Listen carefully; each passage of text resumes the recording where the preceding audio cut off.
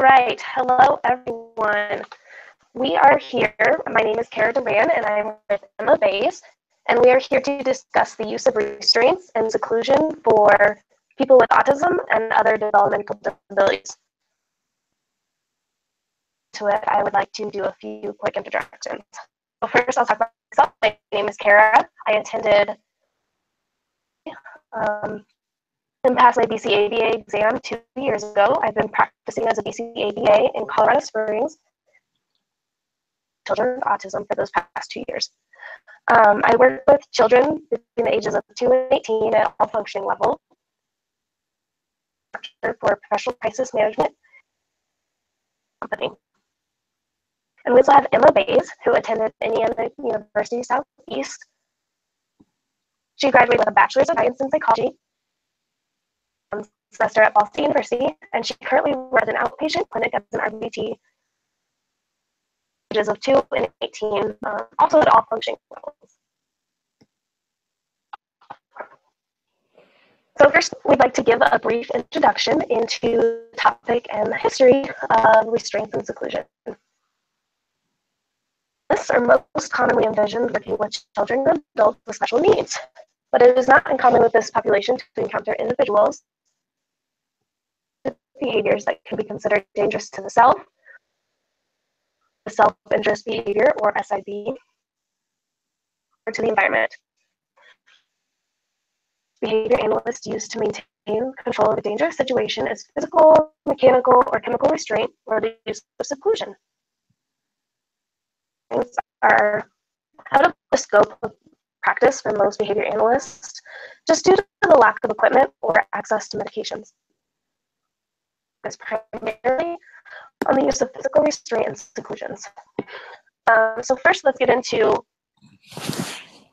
Academy of Child and Adolescent Psychiatry, or the AACAP, which has developed practice parameters to be followed. Though they have developed parameters on numerous topics within the field of psychology, parameters set for restraint and seclusion.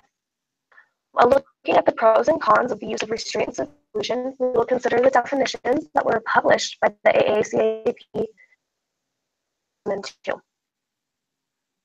The AACAP defines physical restraint as involving one or more staff members in bodily contact with the patient and does not use a mechanical apparatus. In other words, a physical restraint is when a person physically uses their own body,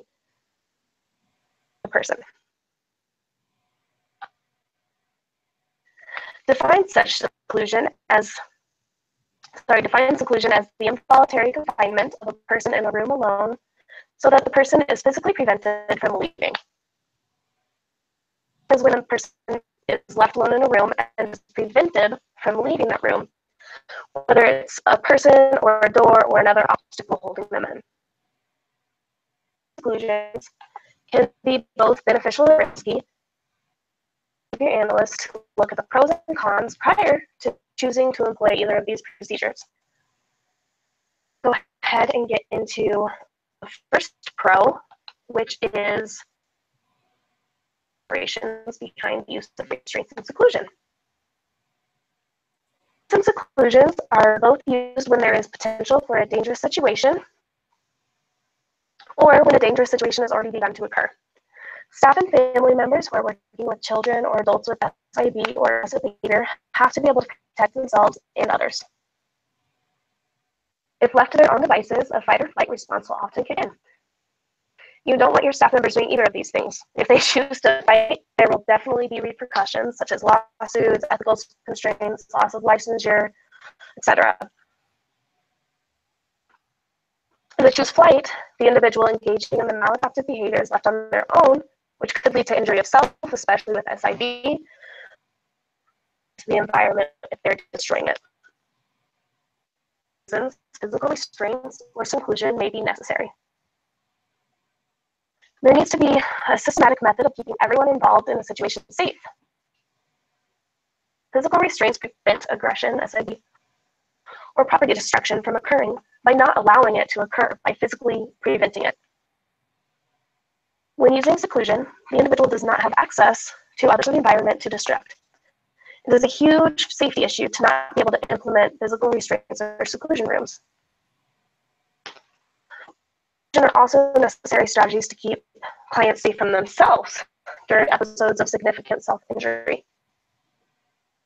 Have such severe self-injury themselves, such as head banging against walls or cement, or eye gauging or self-mutilation with sharp objects, etc., to be safety measures in place to prevent a child or mental disabilities from causing serious harm to self. Restraints and seclusion are also necessary to keep other individuals or the environment safe from children with disabilities engaging in that high magnitude aggression or property destruction towards another adult or child. There need to be strategies in place in order to maintain safety. We rely on your own self-defense skills, as this can lead to injury or ethical concerns. In self-defense, then you are likely to be unable to safely block the aggression. Also, if you are using your own method of self-defense, there are no protocols in place to protect the client from coercion. A child is repeatedly standing up from a desk in order to aggress. The child or the teacher may decide that there is a need to hold the child in the chair, thus preventing ongoing aggression. In the future, to engage in a made-up type of restraint sooner to help themselves avoid the aggression in order to prevent any ongoing aggression, and that is a huge ethical concern in terms of coercion. So next we will get into the cons when it comes into safety considerations, which Emma will discuss now. Okay, so the first con, restraints and seclusion may be in place to ensure safety, but it can actually cause harm to those that are involved. Restraints and moving clients into a seclusion room both involve a staff member getting close enough to an individual engaging in dangerous behavior. This also puts staff members at risk of injury from the client. In addition, it may be a safety concern for those involved to not implement physical restraints, meaning that the harm may be worse if they do not restrain the person. But it can also be a safety concern to physically prevent another human from moving. If a restraint is implemented in an incorrect manner, it could cause severe injury. For example, holding an individual in a prone position, which is face down, can be a very safe procedure if done correctly, but there have been multiple instances in which it has not been done correctly. While holding a fighting person in a prone position, one may feel like the individual is escaping and may be tempted to put pressure on their torso in order to hold them down. When pressure is put on the torso, there is a huge risk of cutting off an airway. There have been multiple deaths associated with a person being held in the prone position. This is also potential for less severe injuries to occur. While holding an individual, circulation can be cut off, causing nerve damage or bones can be broken. Although it may seem safe to implement a physical restraint in order to halt damage to people or the environment, there are also risks to harm the individual being held.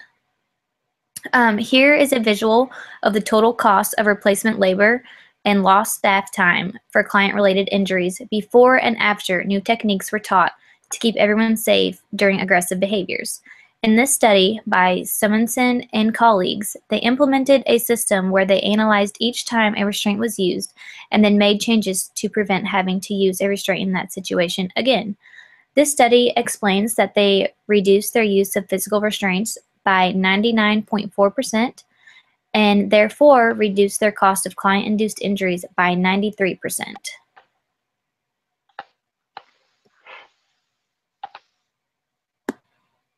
Pro we will look at is the different training considerations that we need to consider. Restraint trainings are often offered as lengthy hands-on trainings, and they will provide all of the maneuvers necessary to encounter various situations. Because there are so many hours required to be considered sufficient in a management system, fully trained. Obviously, you would not want staff implementing a physical restraint that they have not been trained to employ.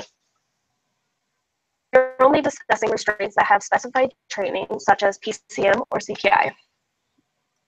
All have one thing in common, and systematic, There are certain procedures to be used during different situations, and they are implemented in a very standardized manner. PCM, there are physical transportation procedures, and it is a requirement of the system that these procedures be implemented and dated in a very specific order. If you are using PCM in any clinic across the nation, you would know exactly how to implement the procedures at each location. It would not vary between locations. Training may take hours, but it is very important for staff to follow the same safety and implementation guidelines. There are numerous types of restraint trainings to choose from. Companies can choose which restraint system is the best fit for their company. Some encompasses procedures for the prevention and de-escalation. On this slide, we show different crisis intervention training programs. As you can see, this is only 17 of them and the different organizations that employ them. Some of them are more common than others, but they are all very standardized and have a very specific procedure for training them.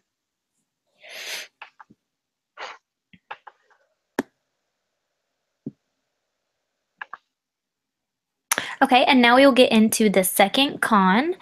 As behavior analysts, we all have a duty to perform our job duties up to the standards of our ethical compliance code as written by the BACB. Code 1.02, which is Boundaries of Competence, discusses one of the largest cons of using restraints. Code 1.02 Part A states that all behavior analysts provide services, teach, and conduct research only within the boundaries of their competence, defined as being commensurate with their education, training, and supervised experience. When using restraints, behavior analysts must ensure that restraints are only used by staff members who are properly trained. Companies use a variety of management procedures that are designed for staff members to stop the movement of a client. A couple of examples of restraint trainings are Professional Crisis Management, hereby called PCM, and the Crisis Prevention Institute, known as CPI. These two companies offer trainings in the management and safe implementation of restraints in order to assist with de-escalation with severely aggressive or self-injurious behavior. Though there are different levels of training with each type of crisis management system, each level requires a large time commitment for certification. In PCM, the lowest level of crisis management training that employs physical restraints requires 14 hours of training at a minimum. This amount of training is not always feasible or ideal for a company, especially when considering the number of staff who will need to be trained in order to maintain safety for the whole company. As behavior analysts, it is our duty to ensure that we are adequately trained in many programs that we choose to utilize with clients, including restraint training.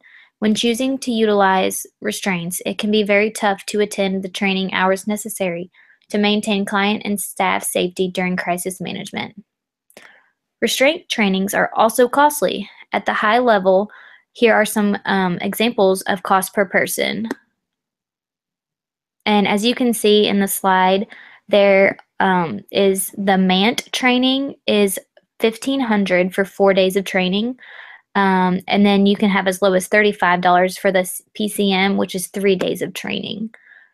These are the training costs. In addition to the training costs, there may also be other costs associated, such as transportation to the training location, recertification cost, and loss of profits from taking staff away from working to attend the training.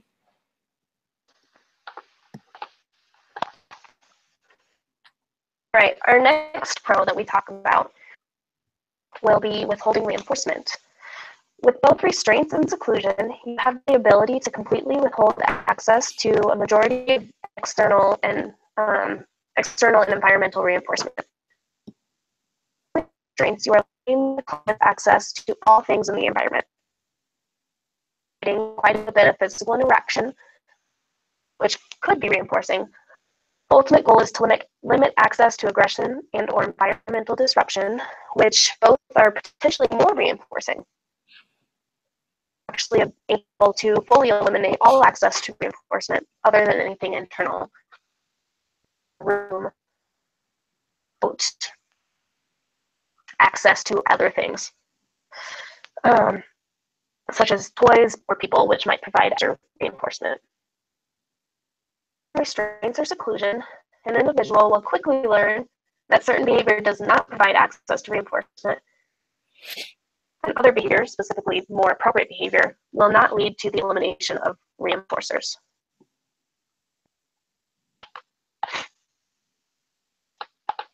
Okay, is it truly ethical to withhold all access to reinforcement from an individual with human rights? Would you want someone to withhold your morning coffee from you? Or would you want someone to prevent you from leaving an empty room? It just feels so wrong to prevent an individual from having access to basic human rights. This is a very clear use of punishment by removing access to reinforcement in an attempt to reduce the future frequency of a specified dangerous behavior. In the BACB Code of Ethics, Second 4.08, Considerations Regarding Punishment Procedures, it clearly states that a behavior analyst recommend reinforcement rather than punishment whenever possible. Although punishment procedures are allowed and sometimes necessary if the severity of behavior warrants it, it should not be used with all individuals. Staff members should strongly consider other, more ethically appropriate options before implementing restraints or seclusion procedures.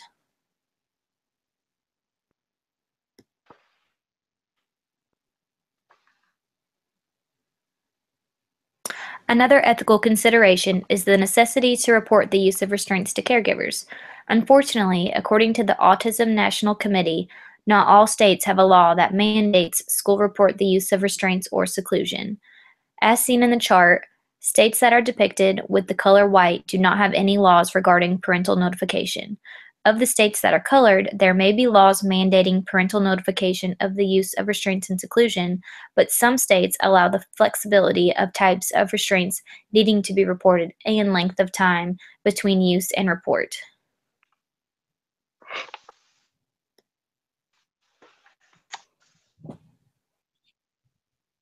Eliminating severe behavior.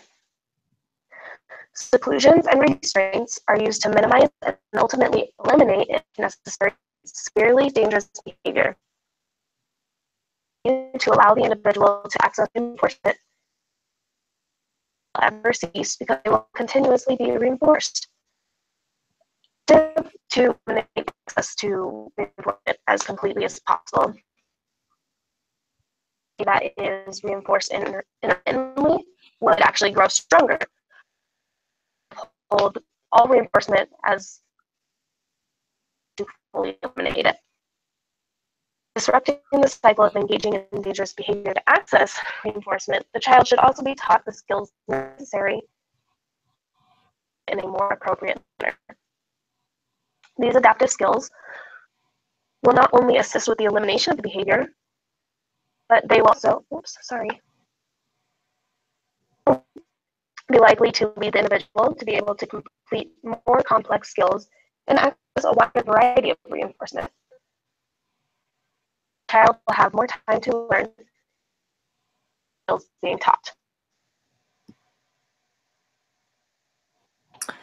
Okay, and the next con, the use of extinction and accidental reinforcement.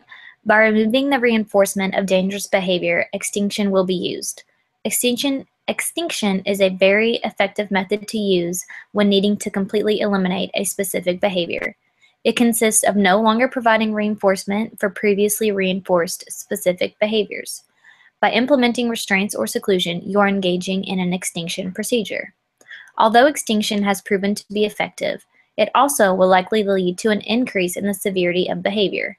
The process of extinction involves the individual trying to access reinforcement by engaging in new and potentially more dangerous behaviors.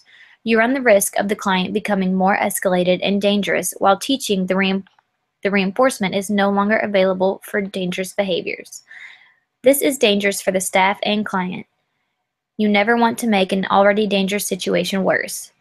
The use of restraint also has the ability to increase behaviors that are attention-based. If an individual engages in self-injurious behavior or physical aggression for attention, then you would be reinforcing that behavior by giving attention through a physical restraint.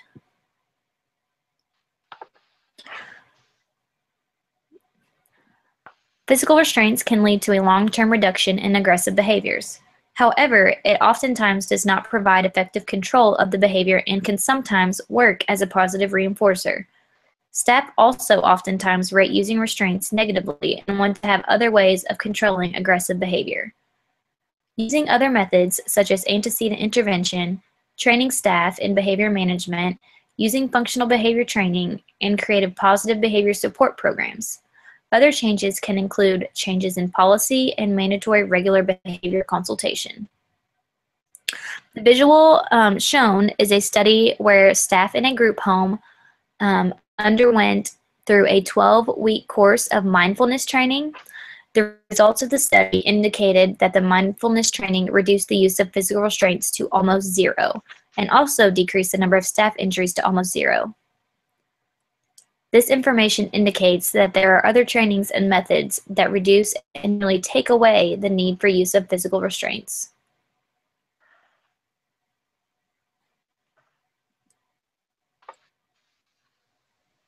Okay, so here is a quick review of the pros and cons that we already mentioned.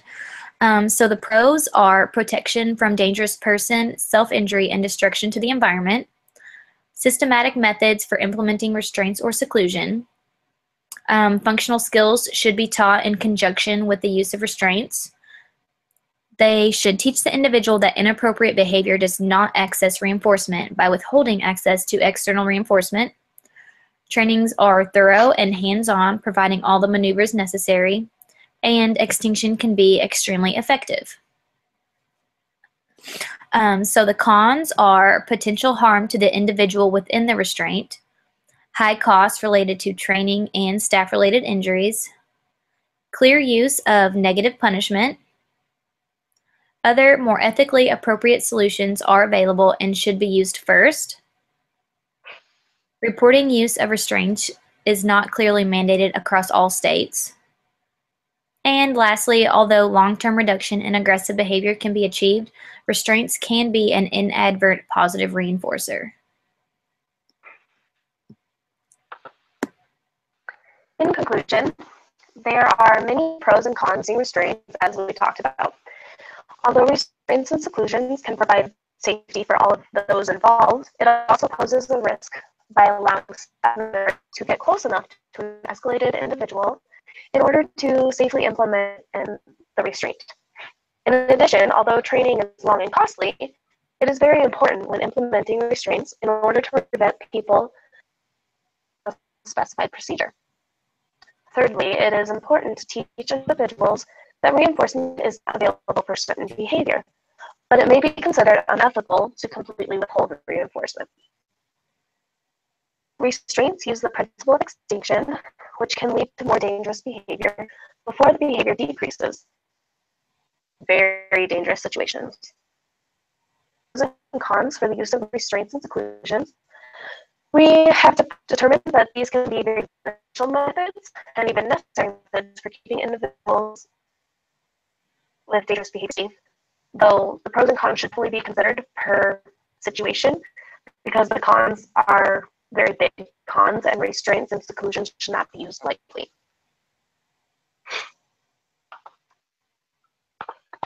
So we will talk about a few common questions that come up when we are talking about the use of restraints. First one is, aren't you hurting the individual when using restraints? Well, ideally, you would not be hurting the individual or any of the practitioners using the restraints either. Our specific restraint training systems in place is to avoid any sort of pain to anyone involved. Restraint should not be put in place to hurt someone so that they stop engaging in a behavior. That is very unethical. Are you hurting the individual with using restraint? It should be no. And if you are, definitely reconsider the restraint. Wrong. Another question that comes up has a lot to do with the decision to use restraints that hold the person on the floor either face down, which is known as a prone, or a face up or a supine position. This is a common debate, especially between states, because there are certain states that allow the prone, the face down position, such as I know Hawaii allows face down. It does not allow face down restraints. When you put a person face down on the floor, a lot of people think that it does look very awkward, their face is down. You think that there's a lot more risk of suffocation. But in all reality, prone can be done very safely. Face down, they are not suffocating, doing the procedure correctly. It also actually eliminates any extra attention because the person is not looking at you, like that. So prone is not as dangerous as most people think it is, even though it is illegal in certain states. The reason it's illegal is because of the people who have not done proper restraint training correctly, who have put pressure on the torso, which has led to a few deaths. But again, you have to look at the restraint, the training, and you have to make sure it's done properly. The whole system, the whole employment using the restraints. So those are two common questions that we came up with. In our debates, we hope you learned something about seclusion and the various types. And just keep in mind, if you are ever going to use any sort of restraint within your company with people with autism, please do it correctly. Make sure that you are checking each other, that you feel it's right or wrong, correctly if it's going to be done. Thank you for joining us. Here are a few slides with our references.